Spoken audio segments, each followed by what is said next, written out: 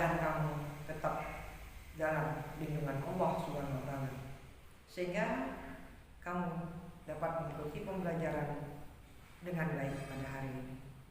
Baiklah anak-anak ibu, sebelum kita memulai pembelajaran, marilah kita awali dengan membaca basmalah, yaitu Bismillahirrahmanirrahim. Baiklah, sekarang kita masuk kepada materi pembelajaran hari ini.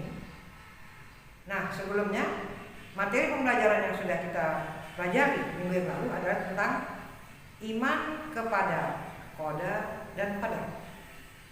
Jadi materi kita hari ini tentang macam-macam takdir, kemudian kaitan antara beriman kepada qada dan qadar Allah Subhanahu wa taala dengan sikap yang optimis, ya, berikhtiar dan bertawakal kepada Allah.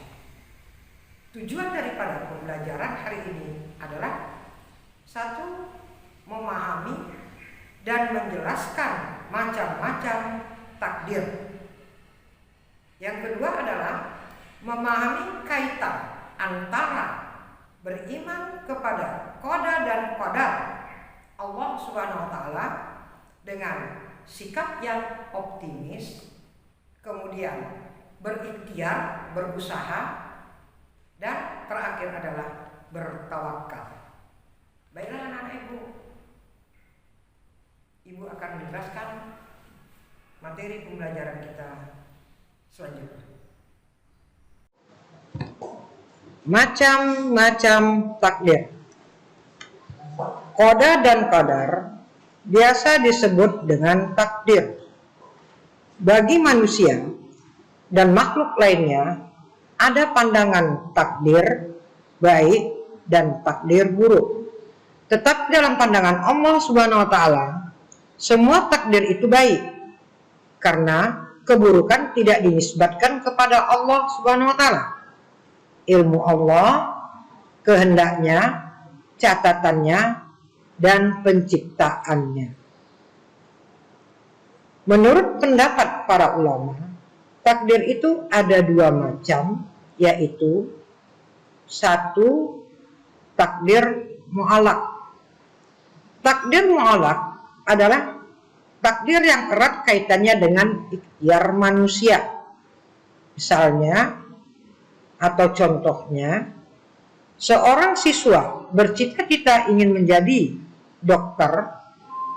Untuk mencapai cita-cita tersebut, ia belajar dengan tekun. Akhirnya apa yang dicita-citakannya menjadi kenyataan. Ia menjadi seorang dokter. Sebagaimana firman Allah Subhanahu wa taala dalam surat Ar-Ra'd ayat 11 yang arti dari potongan ayat tersebut adalah sesungguhnya Allah Subhanahu wa taala tidak mengubah keadaan suatu kaum sehingga mereka mengubah keadaan yang ada pada diri mereka sendiri. Dua, takdir mubram. Takdir mubram adalah takdir yang tidak dapat diubah, tidak dapat dipilih, dan tidak memiliki kemampuan untuk mengubahnya. Mubram artinya sesuatu yang sudah pasti dan tidak dapat dielakkan. Jadi, takdir mubram merupakan segala ketentuan Allah Subhanahu wa taala yang bersifat mutlak sehingga harus diterima oleh setiap makhluknya. Misalnya, orang yang dilahirkan dalam keadaan tidak sempurna, inilah merupakan kehendak Allah yang tidak dapat dirubah menjadi sempurna. Kemudian selanjutnya adalah kaitan antara beriman kepada qada dan qadar Allah Subhanahu wa taala dengan sikap optimis, berikhtiar, berdoa, dan bertawakal. Iman kepada qada dan qadar selalu terkait dengan 4 hal, yaitu 1. Sikap optimis. manusia harus memiliki sikap optimis agar Allah Subhanahu wa taala memberikan kepadanya takdir yang terbaik. 2. Ikhtiar. Ikhtiar adalah berusaha dengan sungguh-sungguh dan sepenuh hati dalam menggapai cita-cita dan tujuan. Allah Subhanahu wa taala menentukan takdir. Kita sebagai manusia berkewajiban melakukan ikhtiar. 3 adalah doa. Doa adalah permintaan manusia yang ditujukan kepada Allah Subhanahu wa taala. Apabila manusia melakukan usaha tanpa disertai doa, maka usahanya tersebut akan sia-sia. Begitu pula sebaliknya, jika manusia berdoa tanpa berusaha, maka doanya pun tidak akan dikabulkan oleh Allah Subhanahu wa taala. Yang keempat adalah tawakal. Tawakal adalah menyerahkan segala urusan dan hasil ikhtiarnya hanya kepada Allah Subhanahu wa taala. Dalam bertawakal, manusia dianjurkan untuk selalu berhusnuzon kepada Allah Subhanahu wa taala.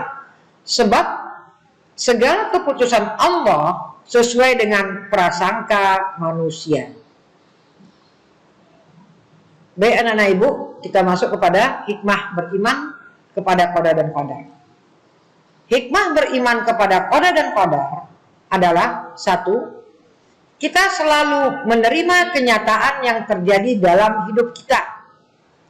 2. Kita mengalami musibah, kita akan menerimanya dengan sabar.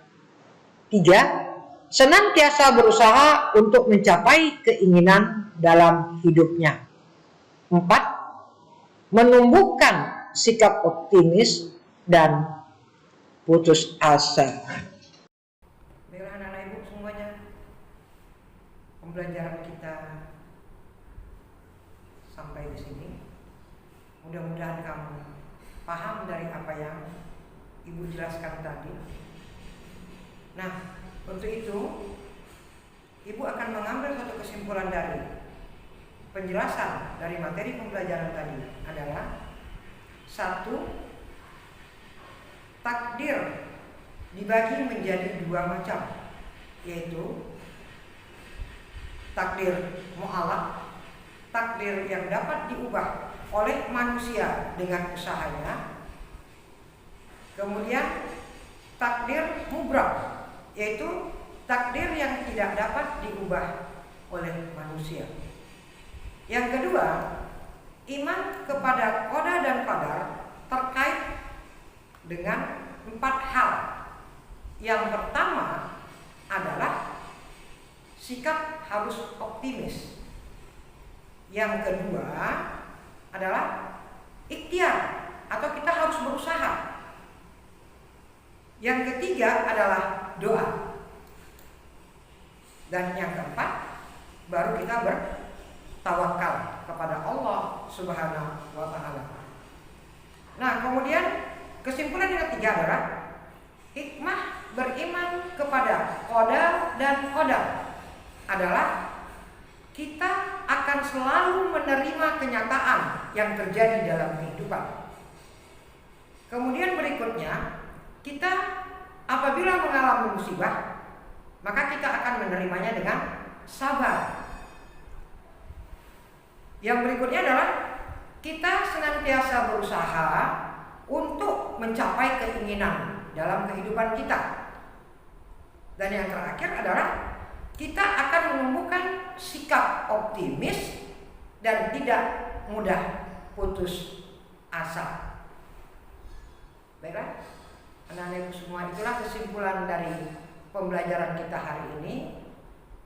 Yang mudah-mudahan kamu dapat memahaminya. Ini tolong kamu catat dari kesimpulan yang dibacakan tadi. Nah, untuk materi kita minggu depan, baca bab selanjutnya, yaitu bab 3. Nah, ibu berpesan kepada kamu tetap jaga kesehatan, istirahat yang cukup. Jangan kamu tinggalkan sholat 5 waktu sehari semalam. Akhir kata, Ibu ucapkan Assalamualaikum warahmatullahi wabarakatuh.